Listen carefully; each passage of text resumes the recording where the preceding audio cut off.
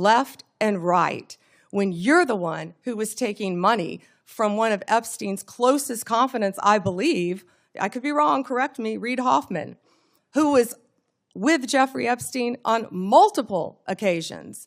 And the senator sitting right next to you tried to block the flight logs from being released. Senate Whitehouse didn't expose Pam Bondi today. He exposed himself. And the meltdown wasn't subtle. Thank you, Chairman. Ms. Bondi, good morning. Good morning. What became of the $50,000 in cash that the FBI paid to Mr. Homan in a paper bag, evidently?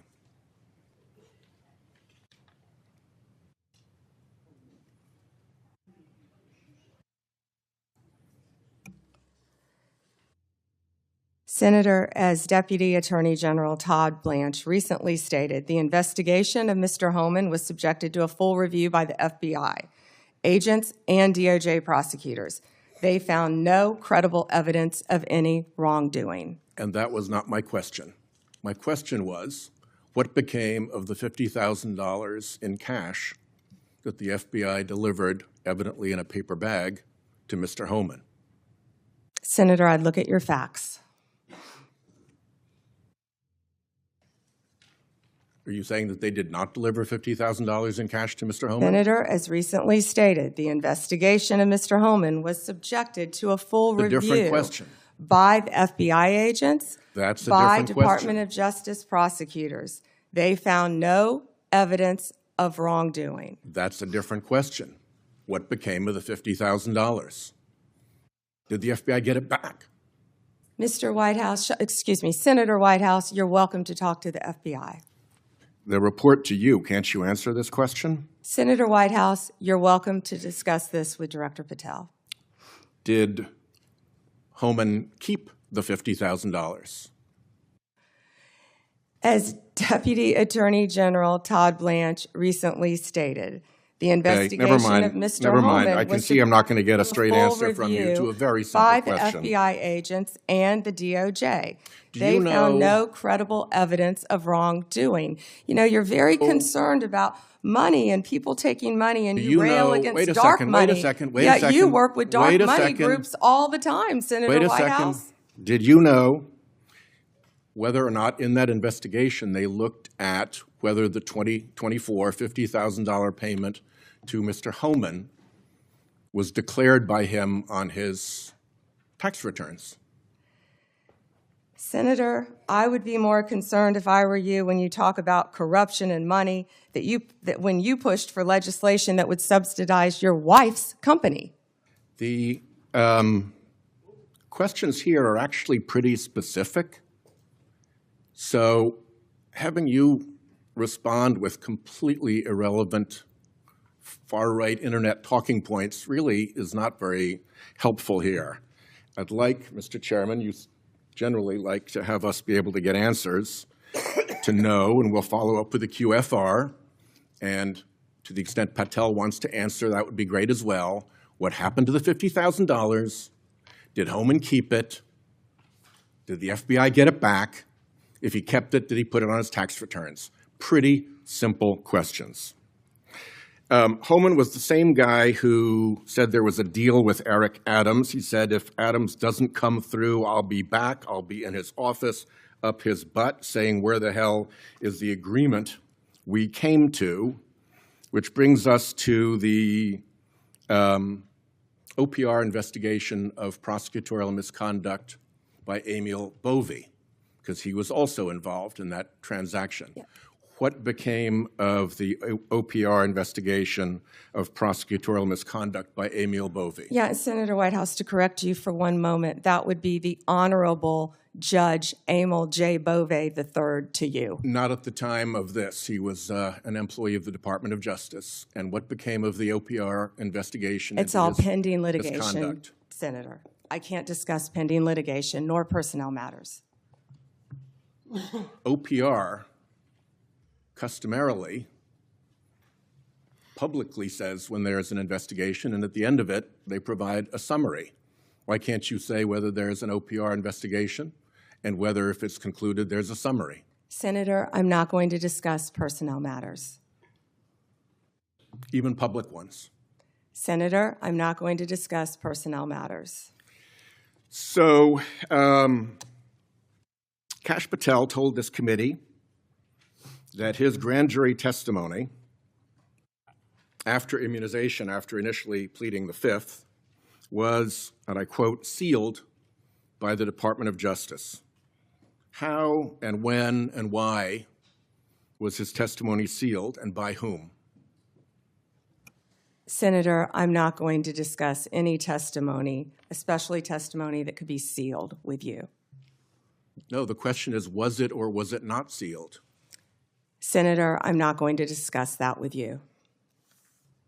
Well, he also said that he worked with the Department of Justice to have his transcript released publicly. How and when was his transcript released? Presumably, if he released it publicly, that's something you can discuss because it's public. Well, Senator, I believe you discussed that with Director Patel. And I'm asking you because he said the Department of Justice made this decision and you run the Department of Justice. I would refer that to Director Patel. Even though you run the Department of Justice and he testified that the Department of Justice released his transcript publicly. If it is released publicly, we will get you a copy, Senator, gladly. If, being a rather important word there, when your FBI director testified that that was a fact. Treasury compiles suspicious activity reports, referred to often as SARs, that DOJ receives automatically. Hundreds related to accounts of Jeffrey Epstein. How many of those Treasury SARs did you or Director Patel investigate? Senator, I'm not sure if you're concerned because you took money, I believe, did you, from Reid Hoffman, one of Epstein's closest confidants, not only once but twice in 2018 and 2024, if that's correct. But, Senator, did you ask Merrick Garland any of this over the last 4 years when he sat before you? This investigation has been going on. This investigation was closed. Did you ask Alex Acosta that? And Patel came to office, you said you would look into this. There were hundreds of suspicious activity reports. Some people would deduce from the fact that they are called suspicious activity reports that there might be suspicious activity. And yet you seem to have looked at 0 of those suspicious activity reports involving Jeffrey Epstein accounts. Let me ask you something else. There's been public reporting that Jeffrey Epstein showed people photos of President Trump with half-naked young women. Do you know if the FBI found those photographs in their search of Jeffrey Epstein's safe or premises or otherwise? Have you seen any such thing? You know, Senator Whitehouse, you sit here and make salacious remarks, once again trying to slander President Trump left and right, when you're the one who was taking money from one of Epstein's closest confidants, I believe, I could be wrong, correct me, Reid Hoffman, who was with Jeffrey Epstein on multiple occasions. And the senator sitting right next to you tried to block the flight logs from being released. Yet you're grilling me on President Trump and some photograph with Epstein? Come on. The question is, did the FBI find those photographs that have been discussed publicly by a witness who claimed Jeffrey Epstein showed them to him? You don't know anything about that? Okay. Here's what well, no, we cut to something else. The Marshal Service is supposed to protect our federal judges. I have asked repeatedly for the Marshal Service to let me know if they are investigating or being inhibited from investigating whether or not there is orchestration of threats against federal judges, whether under either conspiracy laws or racketeering enterprise laws or aiding and abetting laws, whatever. But as you know, there's the person who says the threat, and then there may very well be somebody orchestrating the threat behind them. Is the Marshal Service allowed to investigate orchestration of threats, and do you know if they've taken one step to do so? May I answer the question, Chairman Grassley? The time has expired. I think it's the convention of the committee that if I've started my question in my time, you may answer the question. I was asking the chairman. Okay, before I go to Cornyn. She wants to answer the question, Chairman. Oh, please go ahead. I thought you said you didn't want to answer it. Yes, I'm sir. sorry. Thank you. Senator Whitehouse, I would be happy to sit down with you regarding any threat to any federal judge in this country. We take threats very seriously. I will set a meeting with you, with Director Serralta of the U.S. Marshals, and I will be there. And we will talk about any threats on federal judges, including orchestration, who threatened them or who orchestrated them. Bingo. Thank you. What we just saw in that judiciary hearing wasn't truth-seeking, it was political theater. Sen Whitehouse didn't come for answers, he came for headlines. He wanted Pam Bondi cornered, off balance, flustered. Instead, she held the line.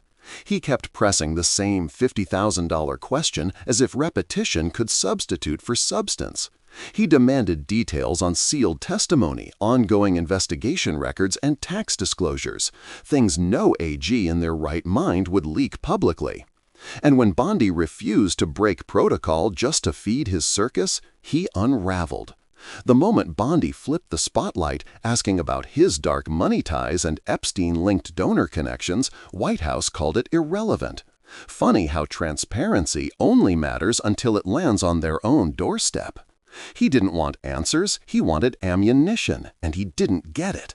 Pam Bondi didn't flinch, didn't fold, didn't hand him the scandal he scripted for. She stuck to the law, and he exposed his frustration in real time. He wanted a confession, she gave him compliance. He wanted chaos, she gave him control. He wanted a victory clip, she handed him a meltdown instead. That's the story. If you're tired of grandstanding, tired of selective outrage, tired of politicians who demand accountability only when it benefits them, you're in the right place. This is RedScope. We cut through the noise. We expose the games. We tell it straight. Hit like, smash subscribe, share this with someone who's paying attention. Because sunlight wrecks hypocrisy, and we're just getting started.